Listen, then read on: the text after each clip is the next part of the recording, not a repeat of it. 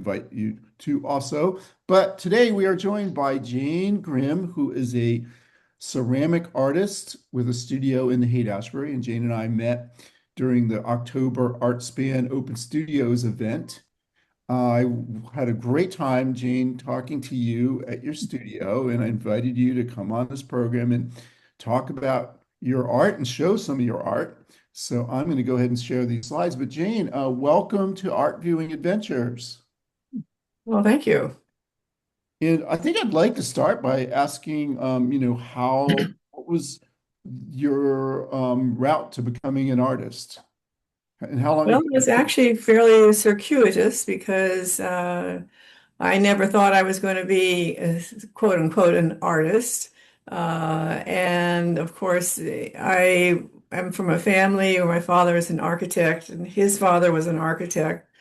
And my mother dabbled in art, but she was more interested in landscape and gardening and things like that.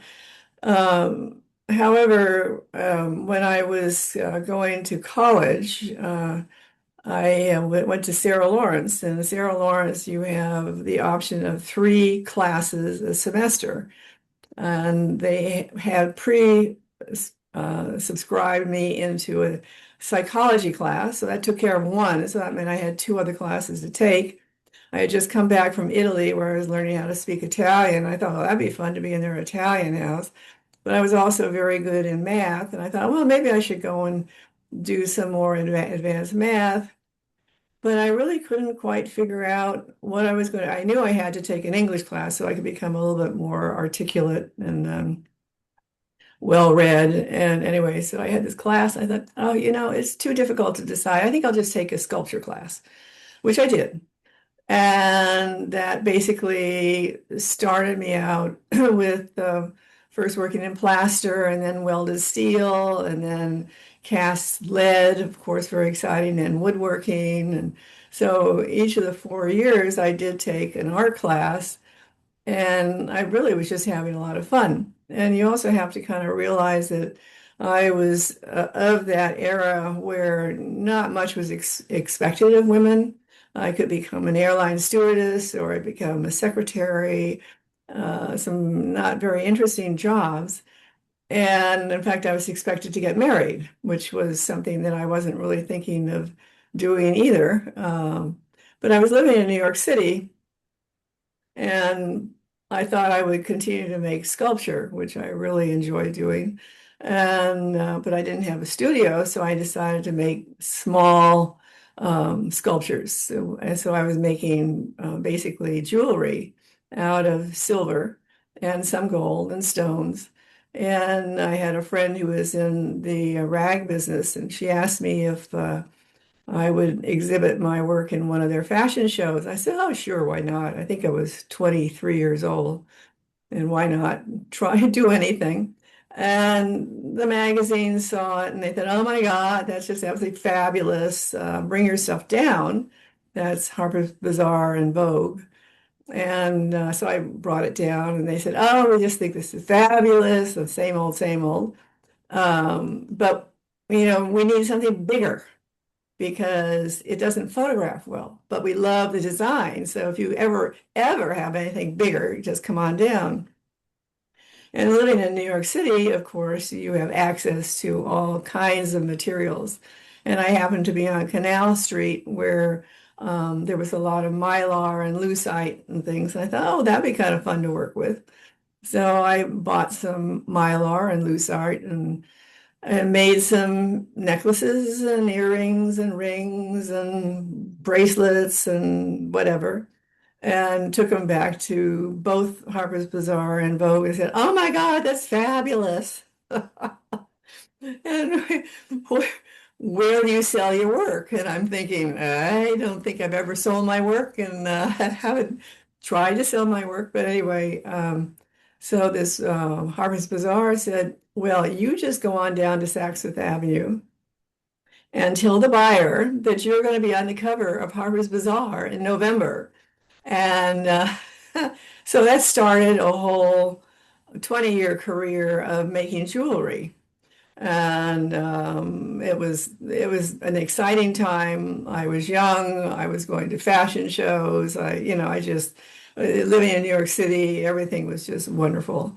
And then, of course, I got married and had children. And my husband got a job in San Francisco, and I grew up here. And I really was not pleased to be coming back to San Francisco because it's not a very good area for artists to be. And but we came back, and I thought, well, maybe I'll go back to school because I really started out being a sculptor. I didn't start out being a jeweler. And so I met somebody from the Art Institute, and I told him I wanted to go to art school. He says, "Oh, you really have to go to CCAC over in Oakland because there they teach you all the basics. At the Art Institute, they don't teach you the basics. So you really should go to CCAC," which we which should I say is did. the California, it's arts and crafts, right? California. California College of Arts and Crafts, which is now called the California College of the Arts. And so I went over there and I thought, oh, I'll take another jewelry class to see what the new techniques are. And I had this instructor who was a very good artist, but I just wasn't there to decide. I listened to him trying to figure out how he turned a square into a circle. So every night on his bedside, he had this design and he was trying to get his square into a circle or something like that. And I said, oh, this is ridiculous. So I wondered what other class they had over there that I could take. It was a Wednesday morning class because I was dropping people off at school and picking them up. And it was a ceramic class with Art Nelson. And it was an intermediate class. And I thought, well, I've never worked in clay. But I'll ask. So I asked him, and he said, "Oh, sure, come on in." And so that started my whole history with clay. And what I found with clay is that, like for instance, if you're working in welded steel, it always ends up looking like welded steel. Stone is stone. You can't change the material, but in clay, you can make it look like any of those materials. You can make it look like leather. You can make it look like metal. You can make it look like stone. And so there's a certain flexibility. Plus, the amount of equipment that you need to work in clay is not as extensive or as dangerous, actually, in some respects, than some of the other sculptural materials. So I just started playing with clay, but never really still at that point thinking of myself as an artist. I mean, of course I am an artist, but I also really maintain that you don't have the option to be an artist or not an artist. You are born an artist and you have it in you. It's your means of expressing yourself. For instance, writers, they're artists, but they express themselves through words. It's a way of communicating with the world. And the painters, they communicate with the world through the brush. Now, for me, painting is something between me and the material. So I don't like painting per se. I like being able to mold the material. I like to touch the material. I like to feel the material. So that's why I basically maintain and continue to work pretty much solely in clay. So does Well, that answer your question? yeah, yeah. Why don't we start talking about this image donut one, which is, of course is in clay, and like how was it made, and do you have to fire each of the layers individually, or is it like does it get fired as one piece? Mhm. Well, this piece is I began working this size because I finally had a studio where I could actually make something and leave it in the studio. And to completion. I initially had a very large studio. I lost it in the .com. Then I had to move to little smaller studios and smaller studios. And I ended up now in a space that's probably about 10 by 13, if I'm lucky. And so it was sort of like, oh, I finally can make something large. And this is made out of from a slab roller. So in a slab roller, you put a piece of clay in there and you turn a wheel and out comes a very thin piece of clay. And so this is made of, let's see, one, two, three, four different slabs. So you have the two sides, which are two larger pieces. Then you have a strip that goes around the edge of the outside, and then a strip that goes around the inside.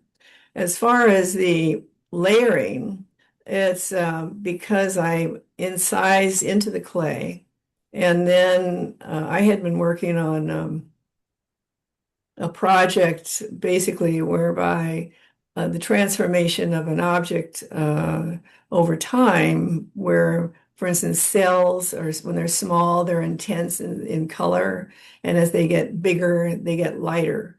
So I had used that same idea in these various images around the triangular shape. So as the as the ring gets larger, the ring gets lighter. And those are, I make my own underglazes, so I mix them very carefully. So have, I add white. So I started out with the light gray and then I added white. And as it goes out, it gets lighter and lighter. So, So it's the clay. I was somehow I thought, oh, it's the clay material is different in each of these layers, but it's mhm. actually the glaze. Well, it has that sense. It does have that sense, but it's literally incisions, very subtle incisions. And it reminds me of Joseph Alber's homage to the square. It, Right, right. Well, I would could it, say the main difference between Joseph Albers and myself, aside from the fact that he was very famous and still is very famous, even though he's no longer with us, is that he was using more variations of a color field. So, for instance, he juxtaposed yellow with a different color related to yellow, whereas mine are more, I'll take a yellow and then I'll just add a white to it, or I'll yellow and I'll just add, let's say, a red to it so that it mutes. Whereas he did very specific sort of interaction between colors, which is very exciting. Uh, and that's why he's so famous. well, his San Francisco connection is that he was very good friends um, with I'm spacing out her name, our great sculptor, um, Japanese American. What I'm sorry, I'm having a little brain hiccup here. Yeah, Ruth Asawa. Like he was good friends with Ruth Asawa, right. and I think she was very influenced by him. Uh-huh. Yeah. I don't actually see that in her work, but I'm sure she was because she was influenced a lot by quite a few famous artists. Yeah.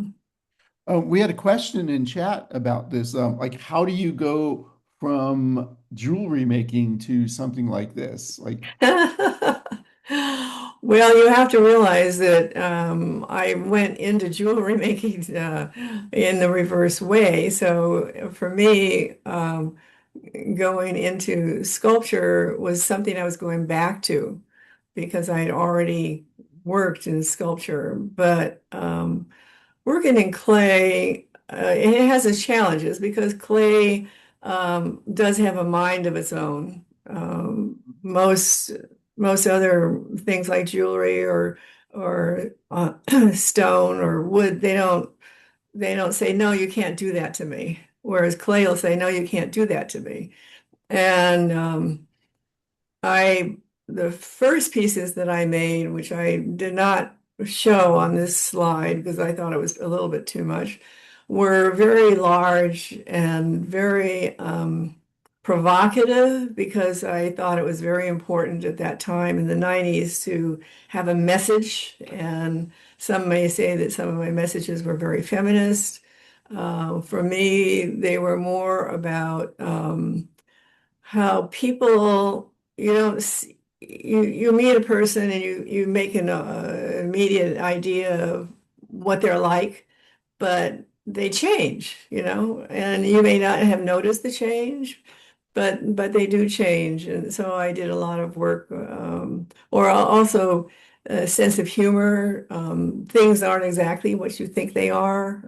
So I made a series of hearts that had Home Sweet Home would be a heart inside of a jail cell, that sort of thing. I had a cue ball series that was very interesting. It was a series of faces with numbers like billiard balls, and then a cue ball at the end. It was you rolling in and knocking people over. You don't know where you're going to end up. You don't know what your future is going to be. So anyway, it all started like that, but then I decided not to be so, I didn't have to tell people my message. I thought it was more important for them to bring their interpretation of my message. And so I started making things that did have this transformation of an object over time, but they'd end up being the same, but transformed. So I have a ball. It would start out, let's say, a simple one, a cup that is empty, and then it fills up with water, and at the end, it's empty again. But the water in the meantime has transformed the cup from being matte, meaning no gloss, to a very shiny gloss because the water has changed the color. And so I sort of started that way. And So when that example, is that a series of, or is it just the same object and it transforms? excuse me again. The cup example you gave, is that a series where we would see the different?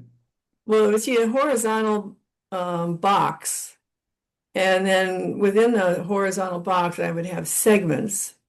And then each segment would contain that cup, but the cup would fill up with water. And so each segment would have the amount of water in that cup getting larger and larger until it overflows. And then it empties out. But it's the same cup, same size cup, but it has probably a dozen stages.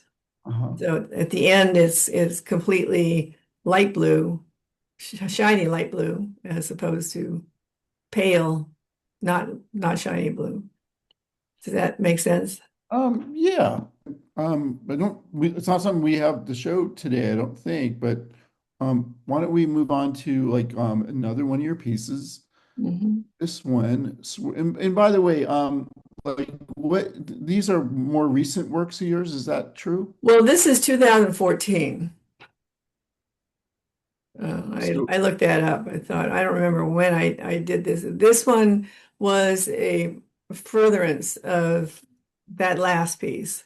So in other words, I wanted to put texture on the outside of a piece. I also wanted to have a more freeform um, design to the piece, but it's the same idea of this one has three different slabs, and then the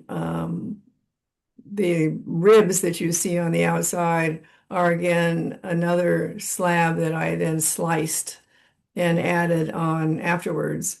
And the difference in this one is that this is when I was getting rid of underglazes because I was having trouble with underglazes. And so this is all white, but the highlight is that the ribs are a shiny white, whereas and also the bar that goes around the between the two slabs is shiny.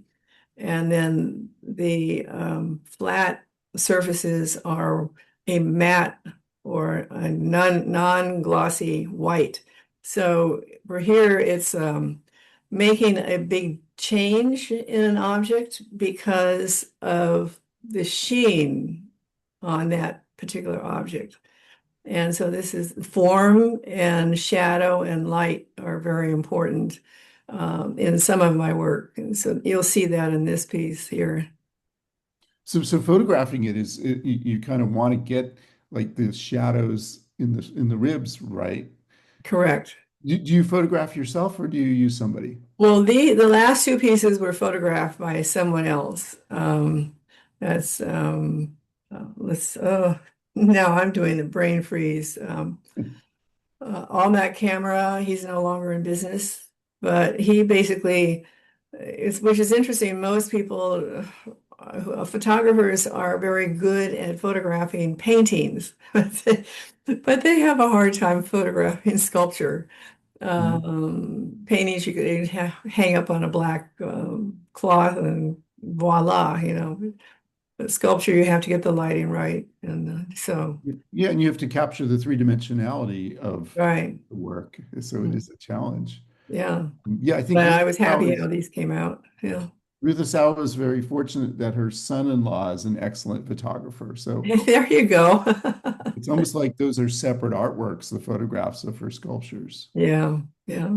What is there a particular type of clay that you like to work with, and what would it be that would make a clay? I work mostly with what they call a low fire white talc clay. And low fire means that it is called an O4 clay body. It used to be O5 clay body, which is a little bit lower, but they now call it O4. And it comes out kind of beigey white.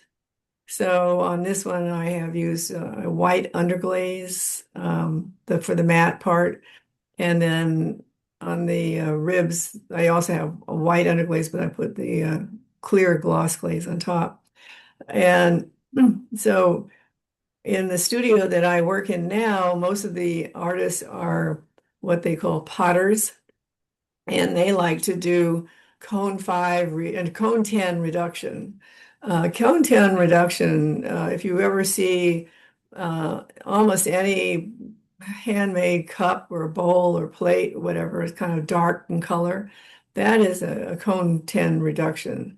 And it doesn't work for my work. I have made some pieces that are that style, but I just don't. It's not my thing. I don't like that color. Uh, I like a little light and brightness in life, and I like to think of my work as being something pleasing and makes people feel good, and they want to touch it. And I just think that if I had it with dark clays and dark glazes, it would be kind of depressing. So yeah. yeah, I have to say when I visited your studio, and I wasn't conscious of the fact that it's a very light clay, but I think that is something that makes it really inviting.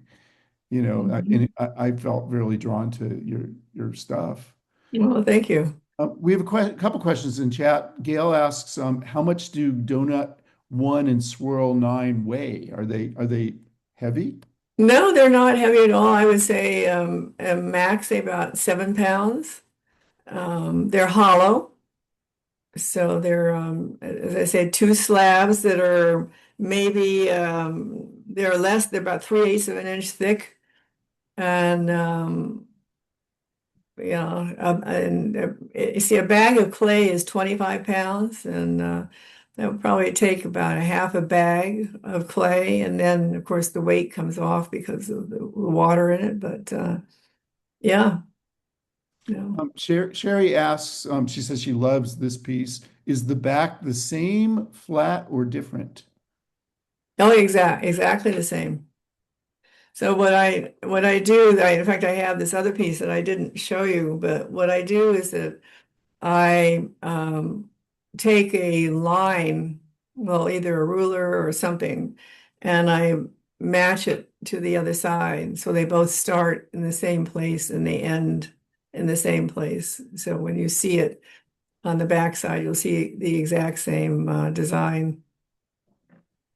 Gail also wants to know, can low fire talc clay sculpture go outside? In San Francisco, yes. What I have pieces that I made in low fire talc in the 90s, and they sat outside for until we moved, which was a few years ago, and nothing ever happened to them. Now, however, if you live in a place where it freezes, and they are not completely glossed over. In other words, this one, for instance, with the mat, is going to absorb water. And so it would probably mildew a little bit because it's absorbing water. And but if it's completely glossed over, it will not. However, low fire, the difference between a low fire and a high fire piece is a low fire piece is less vitreous. In other words, it is if you put water in it, like a bowl from Mexico or from Italy, it'll sort of leak a little stain on the bottom of your table, and you wonder where that came from. Well, that's because it's not vitrified. You go to cone 10, it's making the clay body as dense as is possible. And so therefore it is very vitrified. So if it's a low fire piece outside, it will still get a little moisture in it. So if you're down in Chicago or down in the peninsula where it freezes, the water will expand when it freezes. And sometimes it will pop off the glaze. Mm. And I do know a very famous sculptor who did low fire clay, and pieces continued to have to be redone because the glaze popped off. And it can be repaired. It's just that the glaze pops off. So, but in San Francisco, you're fine. But I also have pieces that with the matte glaze outside right now, and they look like art that you see in Italy and France because they have a lot of mildew on them Oh, and on the matte parts, you have to look out for They that. look antique. I'll move us on to this work, and I want to invite folks in the audience to comment or ask questions about this. Like, I'd love to know what your reaction is to it. Mm. Uh, and let me just say, Jane, thing about being a sculptor working in clay is this is one of the most ancient materials. I mean, do you ever, when you look at something from antiquity, period, like do you like think about how they made these things and maybe you have special insights into that because of your own experience? No, I'm sorry, but I know that I went to Fiji once, and this woman was making her own clay from her island, and she was doing pit firing from her, where on the island I was on. And a pit firing means you dig a hole in the sand, and then you put some wood in there and you put your ceramics in there and you light a fire and you cover it with more sand until it fires out. And she made these marvelous things. They're very primitive, but very something been going on for generations in her culture. And then she would take sap from the tree and use that sap to make the glaze on the piece so that it would actually hold water.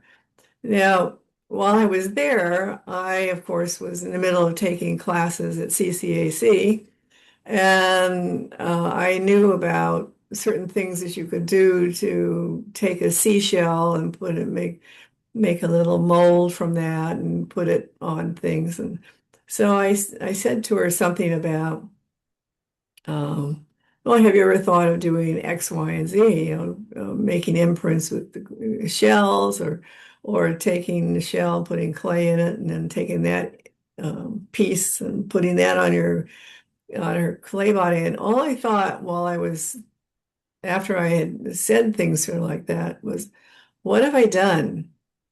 Because here she was doing what she had been doing forever, and her culture had been doing forever. And I am saying, oh, but you really could do this. That might be kind of interesting. What would happen to your work if you did that, you know?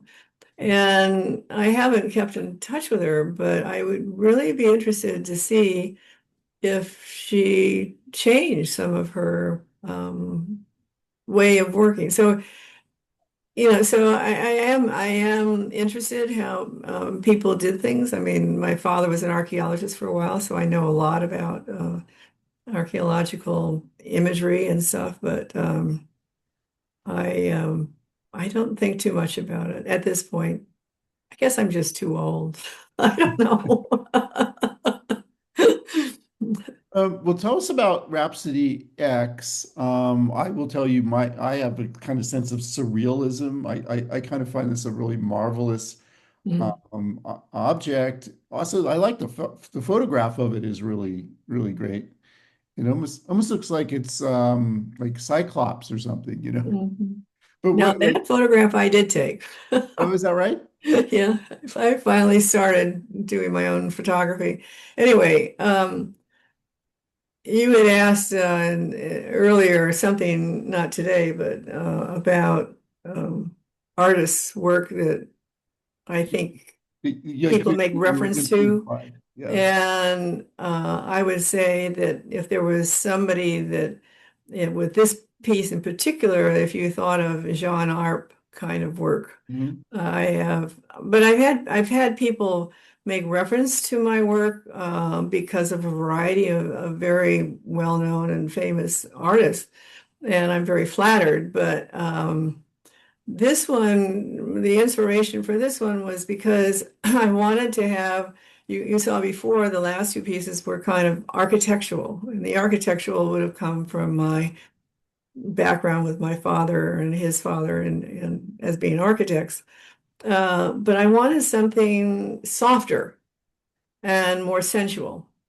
And so these were made instead of putting the slab on a flat surface, I put the slab inside of a bowl, and the two slabs were in identical bowls.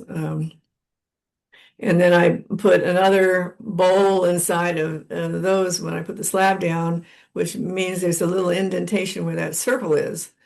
So it kind of goes into the circle. There's an indentation there. And then, so this again is four slabs of clay because there's a slab between the two bowls, and then there's a slab in the center where the hole is. And but I happen to love this piece. It has not sold, and I'm not sorry because it's probably one of my favorite pieces from this era. And anyway, so again on this one, there's a what they call a satin matte glaze on the outside, which means it's not glossy, but it's a very beautiful kind of pearlescent um, white. And then the little ball inside is a shiny, glossy white, which is different. But yeah, it's sitting in my front hall. I love it. Yeah. So it's not for sale anymore. Is that right? Yeah. Uh, But surrealism, maybe, yeah, a little bit. Yeah. That's where it takes me, you know. That's I always one question I always like to ask artists is, you put art out there and people are going to have their own reactions to it, and they could Mhm. be completely different from anything you ever thought of. And what do you like? What's your response to that when I say, "Oh, well, this is taking me to this place of surrealism, and I'm seeing maybe some kind of creature, and maybe that wasn't your intention at all." Yeah. How do you feel about that?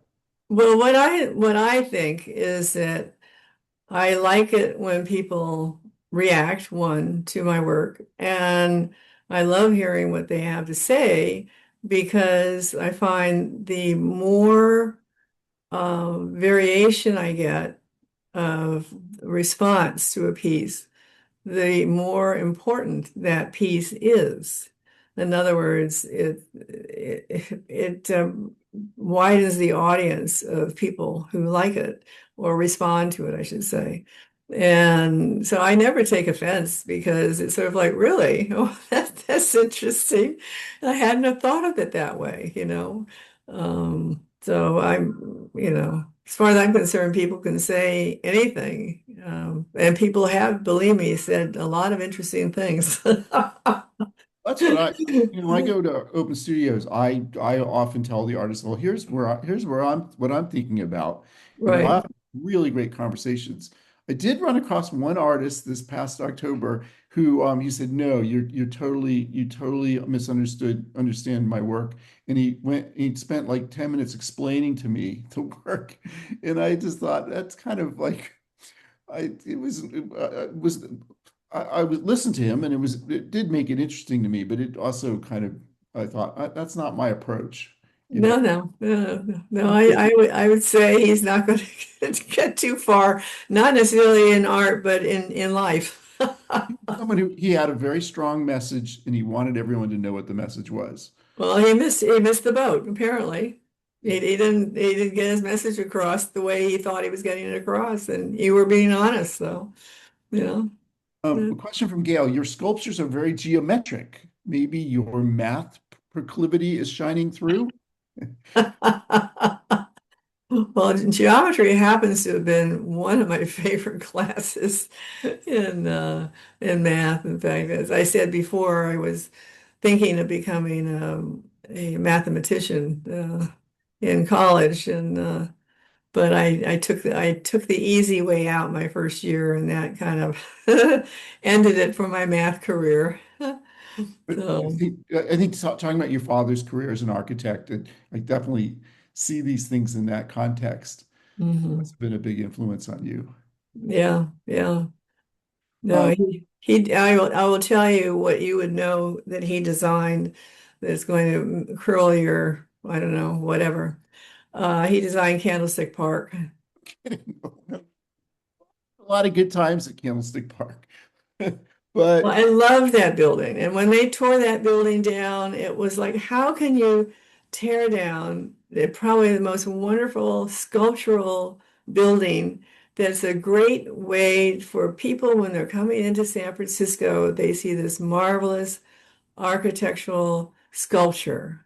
I mean, I know why they did it, but why they did it, it just drove me crazy. But anyway, that's my own opinion.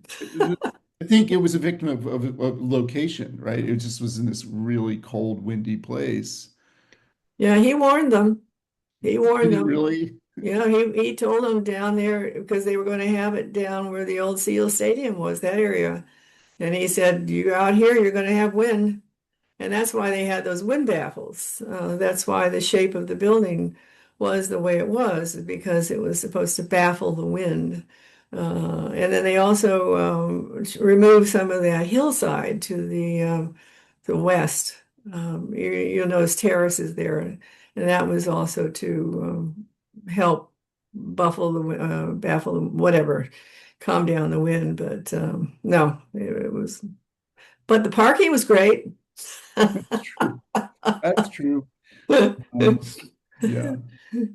So Gail says the first thing I thought of when looking at Rhapsody 10 was that you're not trying to put a square inside a circle like a jewelry instructor was trying to do. So like she likes the fact that it's a ball inside a circle. Oh, that's nice. Yeah.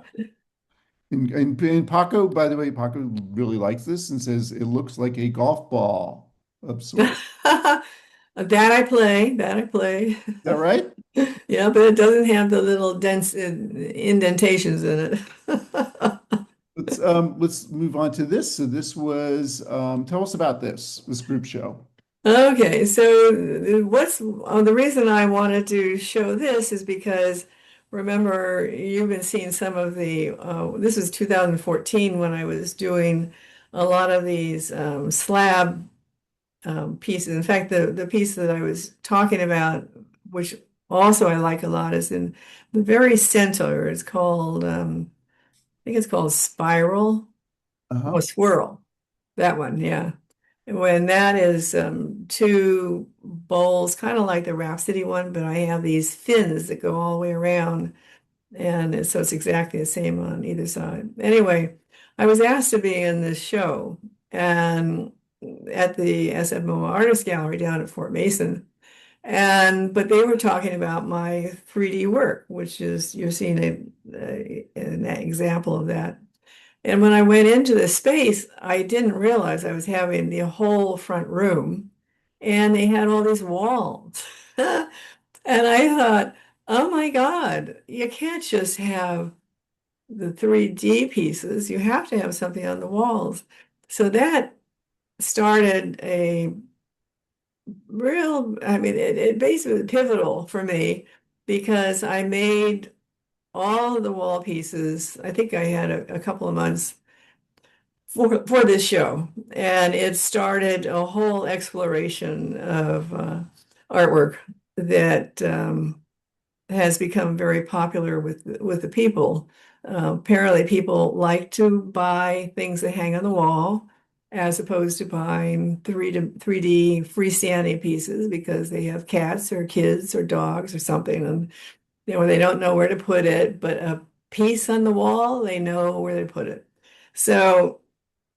Um, yeah, so this was supposed to be just my freestanding work, but it ended up being the beginning of an era where I started making the wall pieces. Well, I definitely want to talk about the wall pieces, and I have to say it's kind of maybe there's some irony that it's for SF MoMA because they have this great collection of Agnes Martin, who paints Ah, yes. square paintings that these very much make me think of those. And do you feel any connection to Agnes Martin? Well, I love her work. And I again, I think I mentioned to you earlier privately because we before this talk, I um, I don't get my work or my ideas of my work because necessarily of something I've seen another artist do. But because for instance, on these pieces, I had decided that I was going to make something quick, basically, something quick. And I had been working on the pieces on the left, which are called landscape, which was taking a slab of clay and undulating it and putting some little balls in it. Um, but these ones on the rear are all um, different ways of using a square tile. So each square tile is maybe an inch and a half square. And the one on the left, I believe, is number one.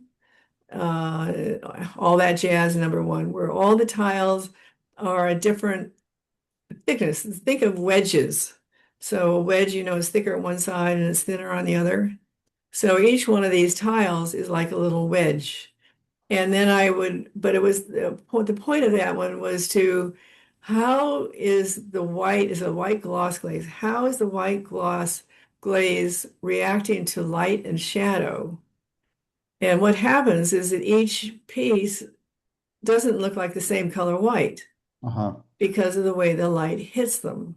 So I love that idea. I said, well, what happens if I make square tiles that are different thicknesses, but evenly different thicknesses? And I think that's the centerpiece. I'm not quite Uh-huh. certain from this slide. But so I made pieces that were a quarter of an inch thick and 3/8 of an inch thick, and maybe up to 3/16. Oh, let's see, what's after a quarter? 3/8, is that 3/8? Yeah, so a little bit larger. So different thicknesses. And then I again did the same thing. I sort of placed them so that there was always a difference in thickness between everything that was around it. But again, how does light and shadow define each piece? and what effect does it have on the tile itself. So each one of those, I think maybe the third one, maybe my circle one. I'm not quite certain. I can't see from here. Third one on from tell me more From about the right, this one. no, all on the right. Is that circles? This No, one. no, up above the Yeah. tile. So I don't know if that's, I made maybe three with squares, but then I remember making one with circles, and I called that bebop. Uh-huh. And it was again different sizes of circles and different thicknesses of circles, and how they again related to each other. So it's all all of that jazz is all about playing, having fun, difference, whatever. Yeah, So and I think we have a closer close-up one of all that jazz yeah, right. So there. that's the one I'm talking about, the different thicknesses. And I love the title. And you Mhm. often have musical titles in that Right, kind of an improvisation, that these are all different heights. right. So the reason for the titles is that so you're in a show and everybody always wants titles on everything. Uh, and I do love music, and I go to the symphony and the opera. I do not go to the ballet, but that's doesn't is irrespective. And I love all forms of music. Yes, I used to play the piano before my hands decided I couldn't raise my fingers any longer. Anyway, so music has always been a big part of my life ever since I can remember, actually. And I thought it would be kind of fun to have different forms of, what if a piece spoke to me in a certain way? For instance, all that jazz, this is sort of like everything sort of moving around and playing and having fun. And then the bebop is sort of okay, well, that era. I love the bebop era. And then so everything was then titled with basically a musical theme. So Yeah, and I mean, like in music, there's you put things in places, you pick notes, and it sounds interesting and great unless you do the wrong note. But for this, is there like you're going to pick a height for various things? Could you have done this in a way that would look chaotic and would not have the pleasing effect that this does? isn't it chaotic? It also reminds me of Ellsworth Kelly, who Oh drew yes, pieces yeah, with like randomness. yeah. I like that. Also, I feel like there's a connection between Kelly and music. Also, Mhm. that there's something musical about the way he uses color. Well, I did actually. If I do something because it reminds me of somebody, for instance, I have done a piece on called Nolan. It's for Kenneth Nolan. And I have done a couple pieces for Kelly because they remind me of his work. And who's the other Well, person? let's go. We got one in here that this one. Oh yeah, Mark Rothko. Yeah, Well, that's that was delightful. because I was in a what is it, some sort of a lecture, and I was bored to tears. And I was thinking, I've always loved Rothko's work. I wonder what would happen if I ever tried to make something in clay that had a sense of what he did. And there's absolutely no way I'm ever going to be able to make work like Mark Rothko, and I wouldn't even try. But I just loved his use of color. I love the way he blended his colors. I loved his surface treatment, the scale. Oh my God. I don't think I could ever make a piece that large in clay. I don't think it's a kiln that large. But anyway, so I made this piece, and I call it my Rothko, and it's my Rothko because it's my Rothko. It's not I based on can't any. afford a Rothko, but I can afford a my Rothko. And Is it so, based on a particular Rothko, or is it you just no, you take no, just random? my idea of pieces I've seen of his over the years. And the fun thing was that when people want to buy one of these, I say, well, now you can show people my Rothko. And they say, oh, you have a Rothko? I said, yeah, I have my Rothko. And you didn't have to pay $1 million for it. Yeah, and I love it. It's a great homage because I love artists that have kind of a brand that like you look at them and you're like, yeah, I know who that. I mean, I've got the clouds in the background here, which is the Grimm. Right. I do want to get a question in from Sue. She says, "Do you have any pieces on exhibit in other parts of the country?" She's in Kansas City. Is your work displayed in other parts of the U.S.? At this point, I have a few pieces in Boston, but they're early work, and I really should get them back from them. They've had them for a long time. And then I have some work in Cincinnati, I believe it is, and they're very small pieces. And then I have some work down in Burlingame. Those are all in galleries. But basically, the woman down in Burlingame has my work up all the time, even though she may not be having a show for me. She's having a show for me in January, but she has my work everywhere. But she also uh, advertises on First Dibs and Artsy. So, you can see some of that there. As far as seeing my work in person, uh, you can go to the Sutter Health on Van Ness. I think it's the fourth floor, and they have three of my all the blues, all the jazz, and bebop, and Really? they're all So 36 by 36.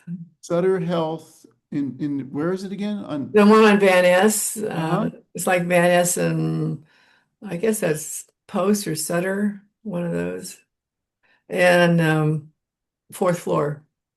Okay. I have a Um, friend that went there and he said, oh, I was there for cardiology something and there was your work. that's cool. There you go. It's like because you have a brand too. You're right.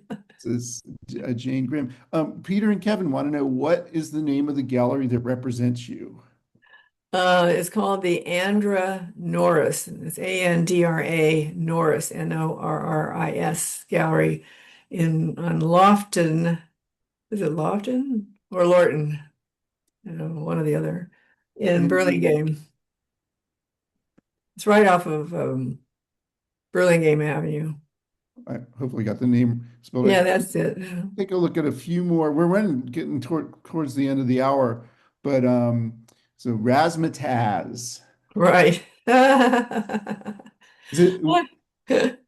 These Tell are me all about this one. extrusions. I love Yeah, these. And an extrusion, well, it's like if you all know what an extruder is, it's like you a can make mechanism whereby costumes. you put clay in it and then you squeeze it out, and out comes these tubes. And then you can also put holes in the tube as you're extruding it out. So what happened to me was why don't you go if you can go back to Razzmatazz 1, it's a blue and white one. Can you go back to that? There you go. So what happened was that I was making, you saw the little pieces at the briefly at the um, no Fort Mason It's a MoMA show.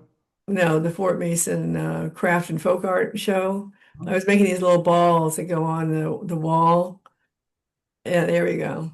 And I had to make another piece, and I thought, well, maybe what I'll do is I'll use an extruder to get a certain shape and then make balls from that. Well, anyway, I started to do that, and I said, this is ridiculous. I don't want to do this. So there I was left with these extrusions, and I said, what am I going to do with them now? And so we can go back to oh, no, the other one, the This blue one. one. So I thought, well, I'm making tiles these days. What would happen if I put it on a tile? And so I slice them up at different angles. That's why they have sort of a playful quality about them. And stuck them on a tile. And then I said, oh my God, this is so heavy. If I move it, it's going to crack. So I decided to make that, you see the four parts there, Uh-huh. crack. So I made this crack, it's an intentional one. So it wouldn't crack on me when I put it in the kiln. But since I had already done that, then I also, you can't see it in the slide, but I made some more cracks elsewhere that were just sort of incisions in the clay. So to make everybody realize it really was intentional. Anyway, I finished this piece and I just loved it. I went, oh, this is great. Yeah, little did I know. So then we can go to the next slide, the razzmatazz X. So then I thought, well, what happens if I put it on a freestanding piece? Because anytime I make something that's on a wall piece, it's sort of like, well, what would happen if I use that same idea and put it on a freestanding piece? And this one is unique in the fact that when you're working with clay, of course, it's soft. Hmm. But at a certain state, it really could withstand its weight. And so I was lucky that these pieces were thick enough that I could actually stand them all up. So the whole thing is freestanding. There's a ball inside, and then each one of the extrusions is attached to the ball, and they're only the extrusions are touching the tabletop. So I mean, I feel like it's almost a puzzle to figure this out. That, if it was all just soft clay and you got this thing like this, then it would all start to kind of move, right? It wouldn't stay, they wouldn't keep their shape.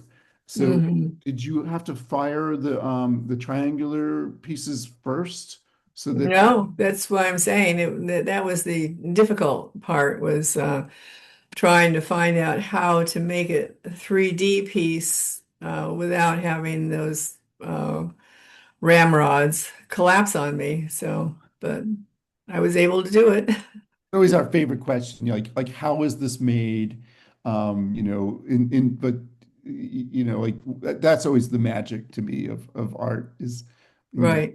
what Well, what's the each one of these, so I make the ball first and I extrude the pieces first, and then I let everything sit overnight because you want things to be the same state of whatever dryness when you work on it the next day.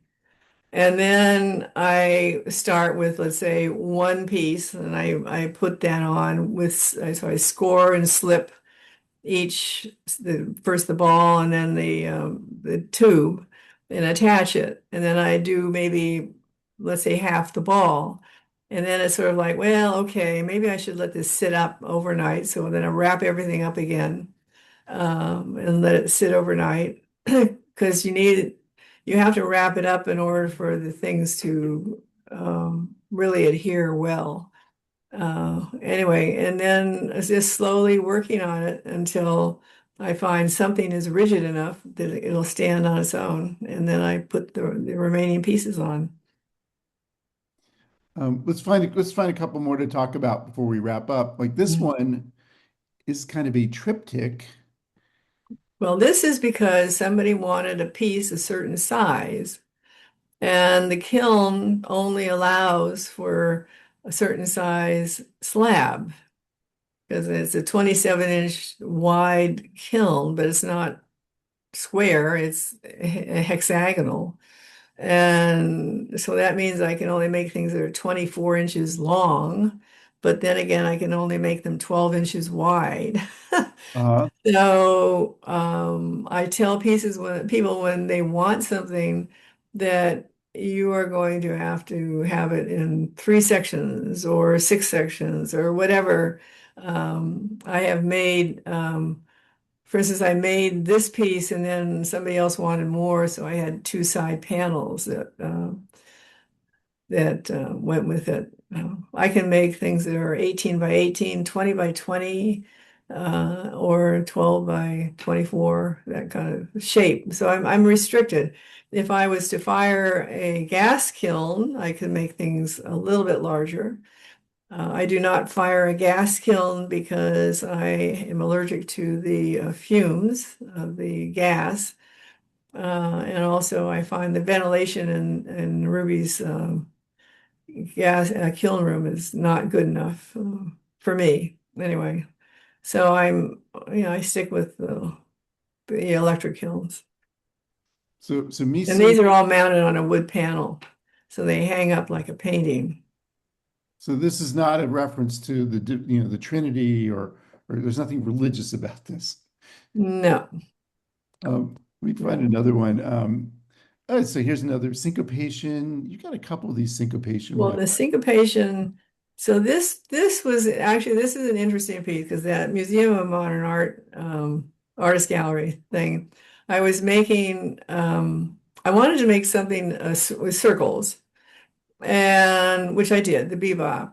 And then I thought, well, why not have something with three dimension to it? So I made another syncopation piece, which was similar to this. It was like a beautiful Capri blue. I loved it, and I liked that a lot. And I thought, well, but I like that, but let's see what else I can do to change the shape and still make it easy for me to make the form. So I did the same thing with the dowel. I put clay on the end of the dowel, I pinched it around. And then when I took it off the dowel, I pinched it together. So these were actually round circles that I pinched the top. And when I did that, it was sort of like, oh my God, this thing becomes so organic. This is fantastic. So that started, I mean, I've made about 30 of these now. I'm making three more as we speak, um, because people just love them. And they ask me to make them in different sizes and different colors and different shapes and whatever. But they're all, so this is what, number 19.